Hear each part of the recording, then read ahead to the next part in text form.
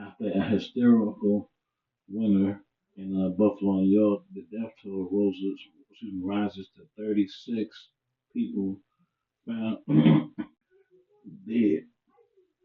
Some were found in the car, frozen, others outside, some from cardiac arrest from shoveling and blowing snow. One of the victims, a 22-year-old lady, Ann Dale Taylor, who was trapped in her car for 18 hours. She sent the video to her family with piles of snow around it. Over 800 people are still without powers. Even the mayor of Buffalo was without power for 24 hours in this historical winter storm.